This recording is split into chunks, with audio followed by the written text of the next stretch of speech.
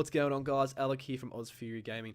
I've got another video in regards to custom loadouts, and this time we're targeting the F7C Hornet. Now, thanks to Renegade Squadron here, they've given us some stats for the guns that I think work well. And to start us off with, we're going to be running the Bearing C-788 ballistic cannon, followed by the CF-117 Badger repeater.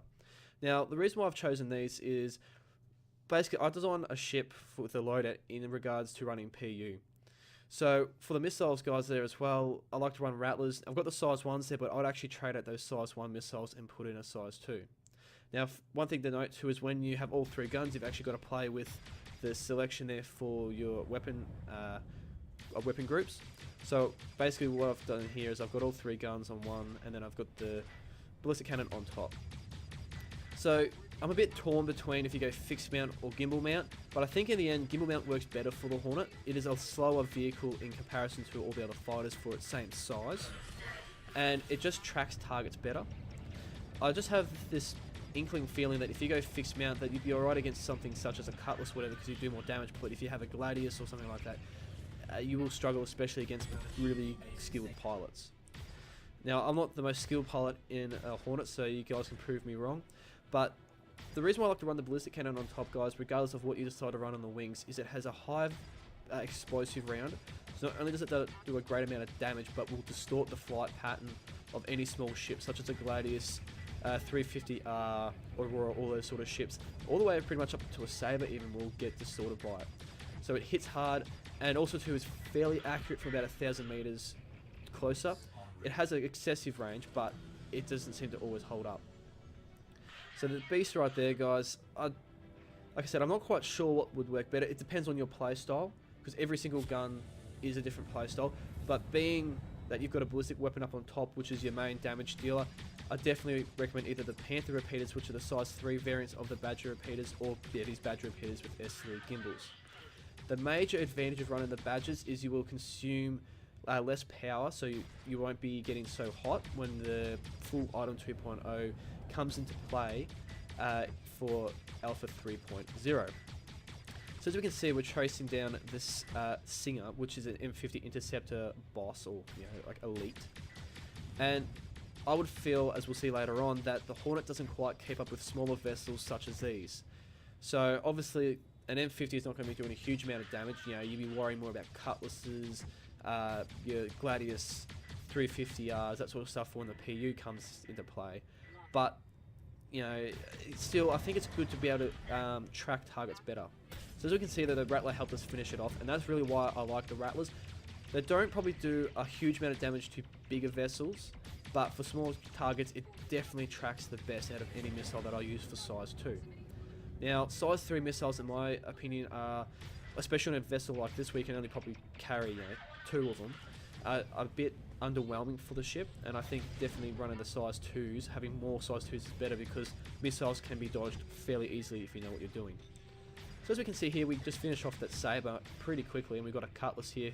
Now, the Cutlass will take a bit of work, and this is the one thing that I probably have found the most, is when you go gimbaled with the fixed weapon up on top, is that you can usually only shoot one at a time, as if you go your size 3 guns, which are fixed mounted, you can make use of all guns. Now, I know you can gimbal lock, but what's the point of gimbal locking if you can go to the next size up? You might as well be using the gimbals to track the target better and do more damage. And there he goes.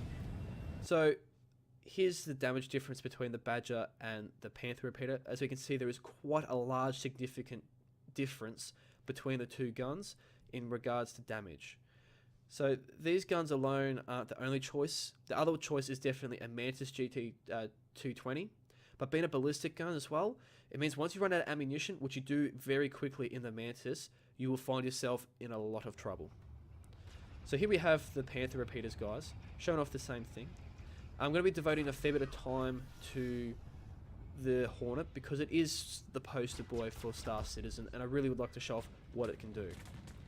So I've already set my weapon groups here, and as we can see, the damage output is noticeably different. It really does stack up in comparison to the Badger. And A-Burn there is a Gladius variant of it's the elite version of the Gladius in Arena Commander. Now, I'm not going to be putting up any Arena Commander gameplay because, well, for one, I didn't actually find any gameplay when I was doing this. I kept looking and looking at night time when I had the chance, and nothing came up. And two, I'm trying to set it up for the PU, not Arena Commander. If you guys want an Arena Commander loadout, then go the Mantis, go full ball with all your DPS, because you'll be picking up your ammunition pickups. But when you're going for the PU, and you're talking about survivability, because if you're running an escort in this Hornet, which I would see a lot of people doing, if you decide to go into a firefight against, say, 4 Gladiuses or whatever, and, you know, especially too if there are hard variant of the Gladius, you'll be having a hard time. So as we can see here too, just note, is I looked at the heat, well, the coolers, like where the heat dissipation's at, so we can tell what they're trying to do. And I was just checking in to make sure that all my guns were firing correctly, because I thought I might have lost the nose. So, getting back to it, guys, I can see a lot of people will disagree with me with things here in regards to gunplay, and I understand that every single ship is to be unique to yourself. So what I'm trying to do here is give a generic, say if you're first coming to the game and you're looking for a good loadout to spend some cash on, or you know, in-game currency, and you're not sure what to do, that's what this review is about. To give people an idea of what can work well with the Hornet, what my experience was like. So don't take this as gospel, please. So as we chill out here, waiting for the next round to come in, I wanted to talk about too how the Hornet is a tank. Alright, it really is heavy, it really is robust. When you engage opponents, I had no doubt, because I went to, I nearly finished wave 19, I died against the Constellation, but I can sit in front of a Vanguard, I can sit in front of anything pretty much and just keep taking damage. The shields and the armor on this thing are absolutely exceptional. The only times I really died in this thing too, besides the Constellation, was the previous deaths were just me crashing into meteor or asteroids. So the missiles on this thing, the loader, is actually fairly decent too for its size. But like I said, I'll be definitely switching out those size 1 missiles and picking up the size 2s. And as you can see there, with those 2 size 2 missiles missing, why it's better to take more smaller missiles than a few size 3s. Now, when I say smaller, I mean the size 2s, so my apologies. Size 1s are really great for tracking targets, not great for doing big damage. It's probably really good to you know, maybe knock out engines if you're against a bigger vessel or something, but I don't really see their use at the moment. I don't enjoy using them, I see them as a waste of time. So here we have this Cutlass, and this is where the Panthers really start to shine. A slower target where we can really track. Now the Panthers shoot slower than a Badger, but carry a heavier hit, so more shots will count instead of having to dance around.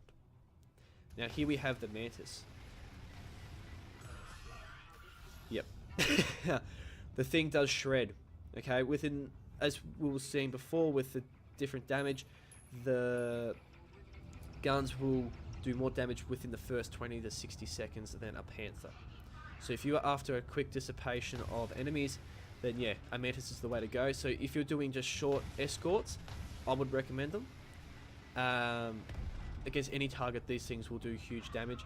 Maybe a super, or more heavily armored sort of vessel, so like, yeah, a Cutlass I'll go with again, or an Andromeda or something like that, where it's got a lot of health behind it, and they've got an escort like, you know, maybe a Buccaneer, whatever, you might start to struggle a bit as you're finding their shields will be eating a lot of your rounds as it dances around the ship. But look, the Mantis is a Mantis, right? It is designed to shred ships, and it does it quite exceptionally. I wouldn't put the Gatling gun on this. I'd leave the ballistic cannon on top for that hard hit, because it's like what I call a 50 cal high explosive, right, in comparison for small arms.